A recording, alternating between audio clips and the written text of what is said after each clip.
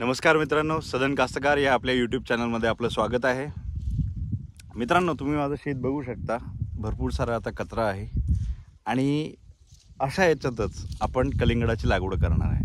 आता तुम्ही म्हणाल तर कलिंगडाची लागवड एवढ्या कचऱ्यात कसं करणार आहे? तर आपण या कचऱ्यात नाही करणार आहे, याचा आपण बारीक भुगा करणार आहे. आपला जो ब्रश कटर आहे आणि त्या ब्रश कटरने आपण भुगा करणार आहे आणि आपण शाश्वत शेती म्हणजे ज्याला आपण सस्टेनेबल फार्मिंग असं म्हणतो, तर त्या सस्टेनेबल फार्मिंगचा प्रयोग आपण इथे करतोय. आपण कलिंगडाच्या बिया दिल्या होत्या, त्याची आता रोपं आलेली आहे आणि उद्या सकाळी आपण कलिंगड इथे लागवड करणार आहे. त्याआधी आपण बघूया की हा जो जितका कचरा इथे दिसत आहे, हा कचरा कसा एकदम गायब होणार आहे. मित्रांनो, बघू शकता तुम्ही, थोड्या वेळापूर्वी आपण जेव्हा शेत दाखवलं होतं त्यावेळेस किती सारा कचरा होता. आता तुम्ही बघितलं असेल की त्याला आपण पूर्णपणे बारीक करून घेतलेला आहे. आपण कचरा शेताच्या बाहेर फेकत नाही, कारण आपण नैसर्गिक शेतीकडे आता वळत आहे. हळूहळू आपले प्रयत्न चालू आहे, त्यासाठी शाश्वत शेती आपण ज्याला म्हणतो. तर आपण हे जे कापलेलं तण आहे हेच आपल्याला पुढे जाऊन खत म्हणून आपलं काम करेल. आणि त्याचसोबत हे जे तण इथे पडलेलं आहे हे जमीन आच्छादण्याचं पण काम करणार आहे, म्हणजे नॅचरल मल्चिंग म्हणून ते आपलं काम करणार आहे. आणि हे सगळं करण्यामागे आपलं एक मुख्य उद्दिष्ट असं आहे की सेंद्रिय कर्ब हा जमिनीतला फार कमी झालेला आहे आणि तो वाढवण्यासाठी, जमिनीची ज्याला आपण म्हणतो फर्टिलिटी वाढवण्यासाठी आपण याचा प्रयत्न करतो आहे. मित्रांनो, तुम्ही बघू शकता की हे आपलं तुरीचं कुटार आहे. त्याला काही लोक बुसकट पण म्हणतात. तुरी काढल्यानंतर म्हणजे आपण ज्याला रेसिड्यू म्हणतो, तर हे इथे तुम्हाला दिसत आहे. तर आपण हे पूर्ण आपल्या शेतात आपल्या सहकाऱ्यांतर्फे टाकून घेत आहे.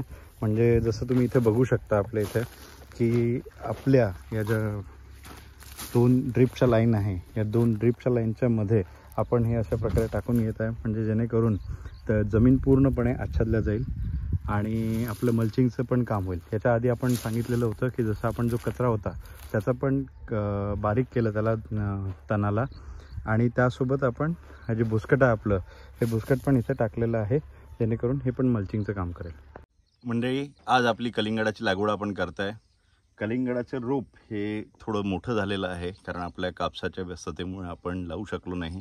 आज 22 मार्च अर्थ आर आपण सेलिब्रेट करतो, तर या निमित्त आज आपण कलिंगडाची लागवड करतोय.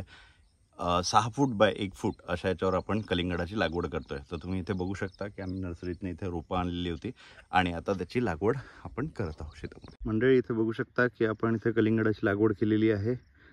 जसं मी बोललो होतो की 1-1 फुटावर आपण इथे कलिंगड लावलेले आहे. आणि आपले इथे 3 जण आहेत, 6 जण आहे टोटल. तर 3 खड्डे करायसाठी आणि 3 कलिंगड लावायसाठी. ते कलिंगड कसं लावायचं हे पण मी तुम्हाला प्रात्यक्षिक दाखवतो.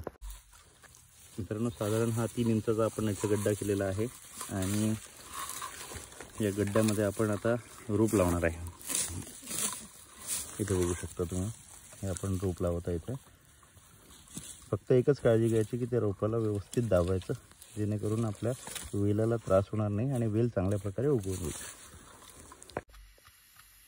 मित्रांनो, तुम्ही बघू शकता की आपले जे टरबुजाचे रोपं होते, म्हणजे कलिंगडाचे रोपं होते, ते आपण इथे आता लावलेले आहे.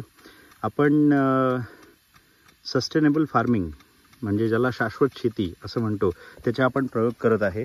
तर तुम्ही इथे बघू शकता की आधी आमच्या इथे तुरीचे तासं होते. आम्ही काय केलं, तुरीला कट केलं आणि ते तसंच ठेवलं, म्हणजे त्या काड्या आपण फेकून दिलेलं नाही. तर याचा आपण खात करू. आणि त्याचा अजून एक फायदा आपल्याला असा झालेला आहे इथे की याच्यामुळे आपल्याला सरळ तासात टरबूज लावायला मदत झाली. त्याचसोबत आपल्याला अजून एक फायदा इथे झालेला आहे की आपल्या ज्या ड्रिपच्या लाईन असतात, जसं तुम्ही इथे बघू शकता की ही आपली ड्रिपची लाईन आहे, तर ही बरोबर सरळ आपण हे करू शकतो, कारण उन्हाळ्यामध्ये हवेचा फार त्रास असतो आणि ड्रिपच्या लाईन इकडे तिकडे पसरतात. तर त्यामुळे हे जे आपलं तुरीचं जे कापलेलं हे आहे, झाड आहे, तर ते आपल्याला एक फायदेशीर राहतं इथे, कारण ड्रिपच्या लाईन त्याला अडकून राहते.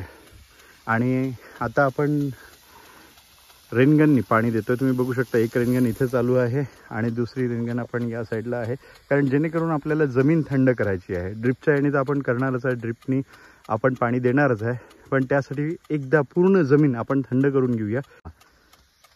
त्यासाठी आपण रेनगनचा इथे वापर केलेला आहे.